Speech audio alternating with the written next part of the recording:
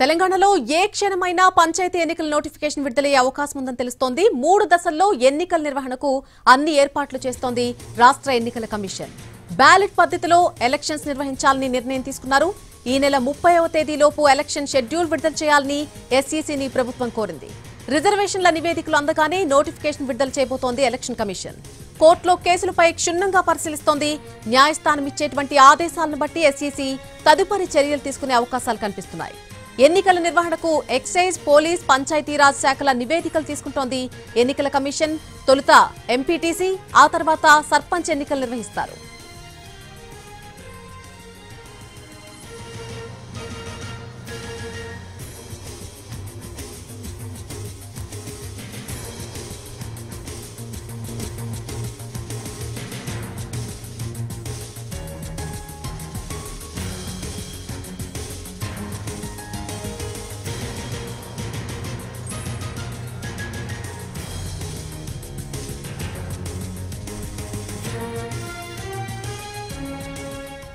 తెలంగాణలో ఏ క్షణమైనా పంచాయతీ ఎన్నికల నోటిఫికేషన్ విడుదలయ్యే అవకాశం ఉన్నట్టుగా తెలుస్తోంది. 3 దశల్లో ఎన్నికల నిర్వహణకు అన్ని ఏర్పాట్లు చేస్తుంది రాష్ట్ర ఎన్నికల కమిషన్.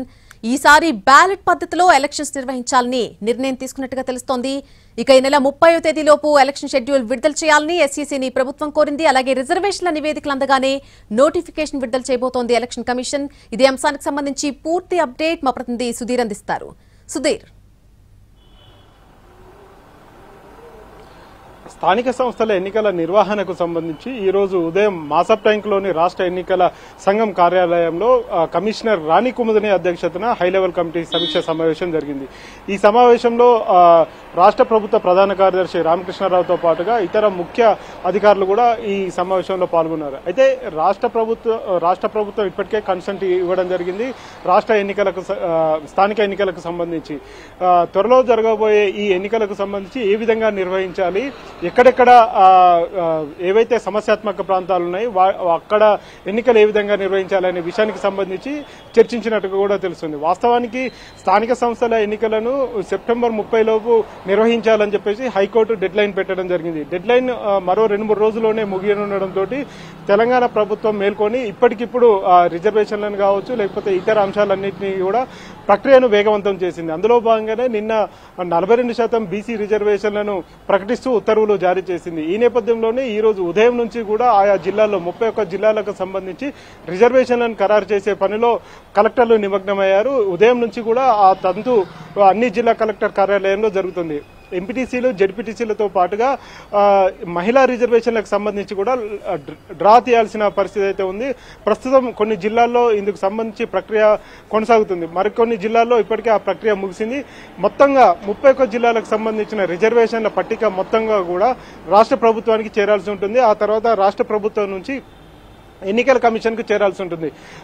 ఎప్పుడైతే ఎన్నికల కమిషన్ కు చేరిన తర్వాత వారు పూర్తిగా మరొకసారి క్రాస్ చెక్ చేసుకుని రిజర్వేషన్లకు సంబంధించి ఆ తర్వాత షెడ్యూల్ ను ప్రకటించే అవకాశాలు అయితే కనిపిస్తున్నాయి. మొత్తానికి ప్రభుత్వం తొందరగా ఈ ప్రక్రియను పూర్తి చేస్తే వెంటనే షెడ్యూల్ ప్రకటించేందుకు తెలంగాణ రాష్ట్ర ఎన్నికల సంఘం కసరత్తు అయితే చేస్తుంది. ఈ లోపే ఇప్పటికీ హైకోర్టును కొంతమంది ఆశ్రయించినట్టు కూడా తెలుస్తోంది.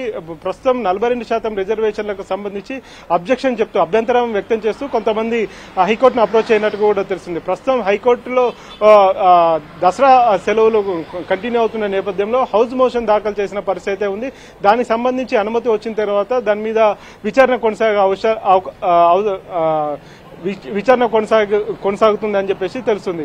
అయితే ఈ లోపే దీనికి సంబంధించి ఎన్నికల ప్రక్రియకు సంబంధించి ఆ ప్రక్రియను వేగవంతం చేసే దిశగా ఇటు ఎన్నికల కమిషన్, అదేవిధంగా రాష్ట్ర ప్రభుత్వం కూడా కసరత్తు చేస్తుంది.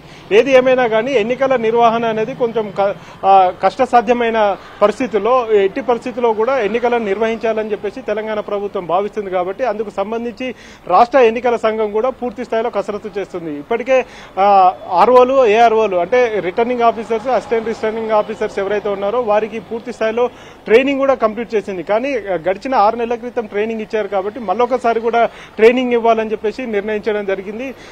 మొత్తంగా ఈ ప్రక్రియను దాదాపు వచ్చే 1-2 నెలల్లోనే పూర్తి చేయాలని చెప్పేసి ప్రభుత్వం భావిస్తుంది. కాబట్టి ఈ రోజు హైకోర్టులో దాఖలైన పిల్కి సంబంధించి ఏ విధమైన చర్చ జరుగుతుంది, ఏ విధమైన విచారణ జరుగుతుంది అనేది చూసిన తర్వాతనే ఆ స్టెప్ ముందుకు వేయాలని చెప్పేసి ఎన్నికల కమిషన్ భావిస్తుంది. నల్ని right Sudheer, thank you for the live update.